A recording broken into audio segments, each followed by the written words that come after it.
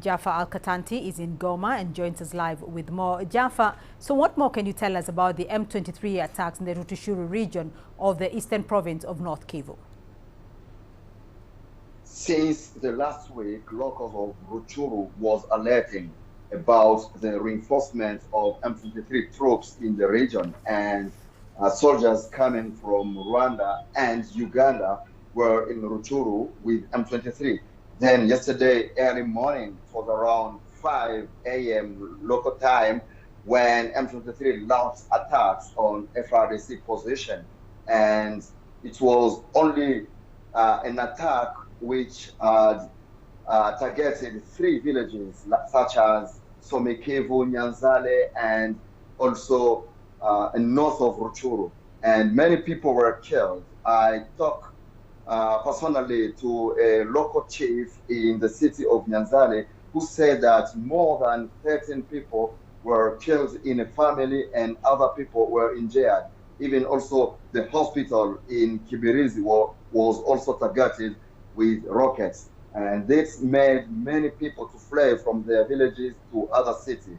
And unfortunately, it's because that zone is close to Goma, which is the major city of the eastern Congo. So locals of that zone have to flee in other villages where they don't have any supply, no sanitation, no water, no food, no even good roads to help humanitarian to support them. So Jaffa, what is the humanitarian and security situation in the region as we speak? In general, the global situation is worse, and just now, the civil society of North Kivu has declared that the humanitarian situation is catastrophic, because these people, since more than 1 month, there was not any support for former IDP and even for new IDPs. And as now we know that yesterday there was new clashes, new fighting zone. So we have recent IDPs who are added to those who doesn't have anything. And we have now in Goma a team coming from Kinshasa. The Minister of Social Affairs came to see IDPs, to visit them, and then he said he will bring help, a humanitarian help from the government, but IDP is still waiting for that support. Well, the attacks came after top army commanders from the Southern African region visited the conflict-hit eastern part. Do we know where the commanders are now, and has there been a response to M23 attacks by the government and SADC forces?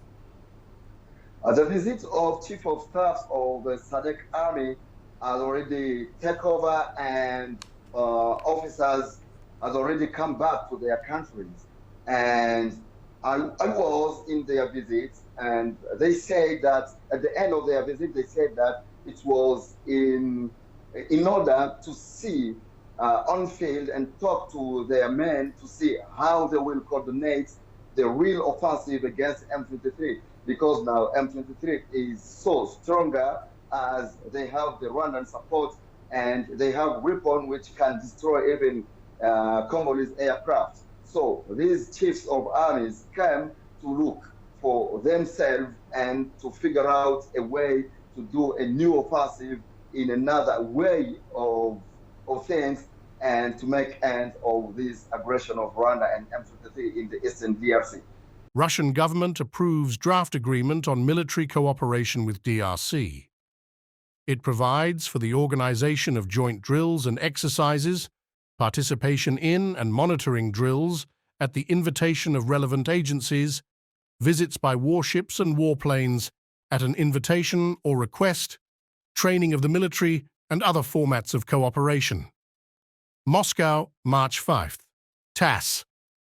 Russia's government has approved a draft military cooperation agreement with the Democratic Republic of the Congo, DRC, according to a relevant government resolution that was posted on the official portal of legal information.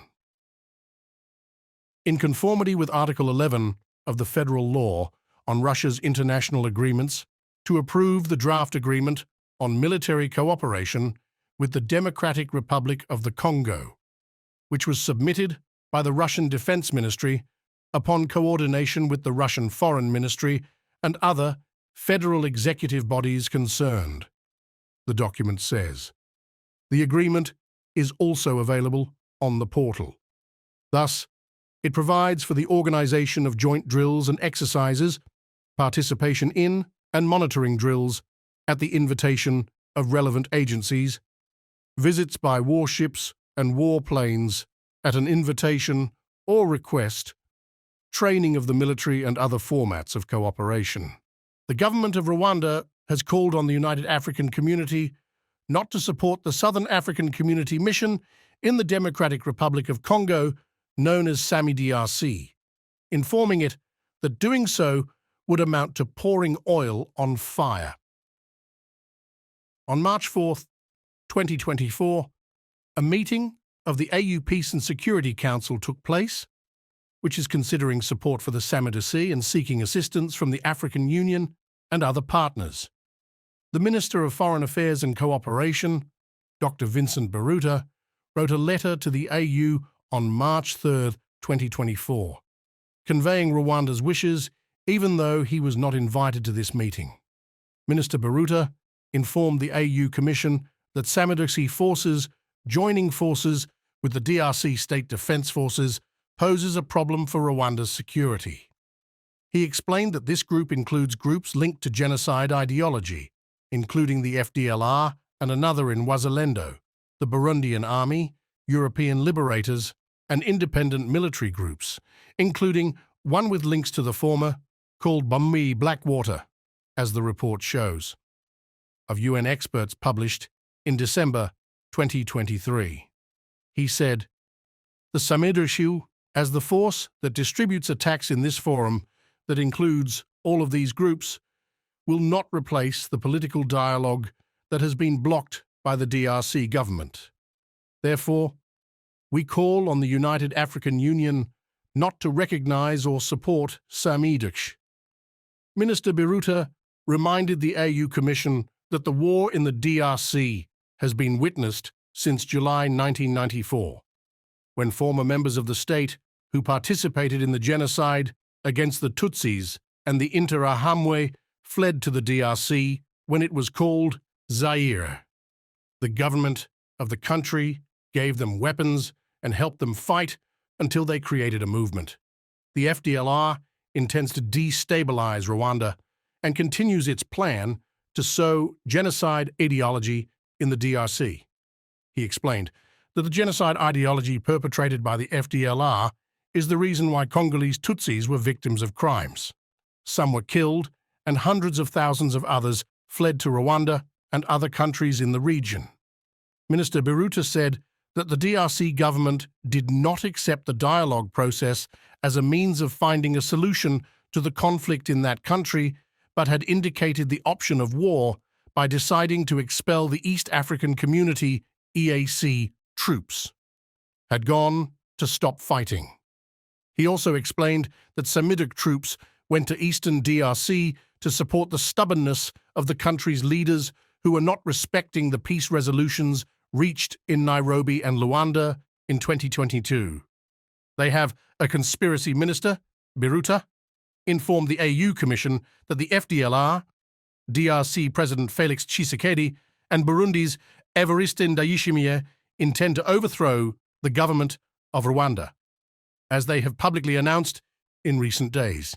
He explained that these remarks were appreciated by the government of Rwanda based on the cooperation of these parties in the ongoing war in the DRC, in addition to the fact that Burundi cooperated with the CNRD-FLN armed group. He recalled that the war in the DRC continues due to the fact that the international community has violated its root causes, including the aid provided to groups with genocide ideology, the refusal to resolve the problems of the Congolese Tutsis by the government of the DRC, and the refusal to transfer its citizens who fled to the region, including more than 100,000 people, to Rwanda. He explained that the assistance Samidashu would receive from the AU and these partners would prolong the ongoing war and support the DRC government, which has rejected the process of resolving the conflict through peace talks. He said, "The government of Rwanda requests the Director General of the AU Commission to use his authority, asking the government of the DRC to follow the path of peace through the Nairobi and Luanda." Minister Biruta asked members of the AU Peace and Security Council to go to the Great Lakes region and look at the truth on the web to find out the real information about this war, assuring the chairperson of the Commission of the AU that Rwanda is ready to contribute. Looking for the answer to this question, China has expressed its position on the issue of Rwanda and the DRC Chinese ambassador to Rwanda, Wang Shuikun, announced that his country supports the Luanda and Nairobi agreements, which determine how problems in Eastern Democratic Republic of Congo should be resolved and the methods used to break the bad atmosphere between these two agreements. Country and Rwanda. In a media interview on March 5, 2024, Ambassador Wang Shuikun said that China is a friend to all countries in the region and therefore wants these countries to get along well. This is a subject to which he returned after being questioned by a journalist on what his country was doing to calm the bad atmosphere between Rwanda and Congo. Ambassador Wang said, "We will continue to uphold the principle of international cooperation, but we will also continue to participate in finding solutions to the problems in the Great Lakes region, and we encourage all countries in the region to resolve conflicts through peaceful dialogue and negotiation." Advice. Ambassador Wang Shuikun said his country supports the negotiations between Nairobi and Luanda. He said, "We see that many organizations, including the African Union, have contributed to the resolution of this conflict. In fact, China will welcome and support the Luanda and Nairobi talks, which were attended by international organizations and the United African Union." Ambassador Wang Shuikun also said his country will continue to discuss with Rwanda and other countries in the region to find a solution to these problems.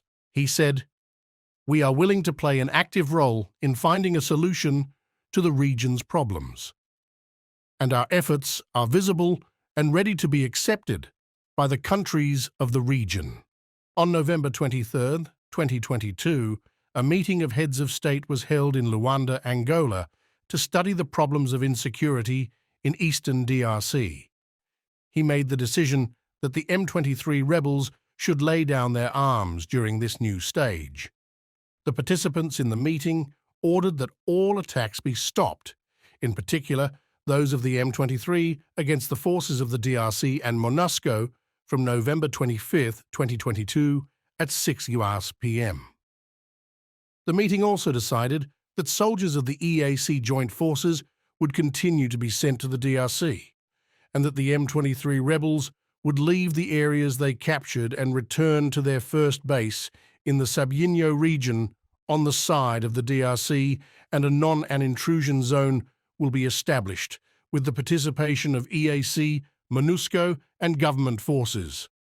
Political and military support for the M23 must end, and other armed groups, both inside and outside the country, operating in the Eastern Democratic Republic of the Congo, must also cease their activities.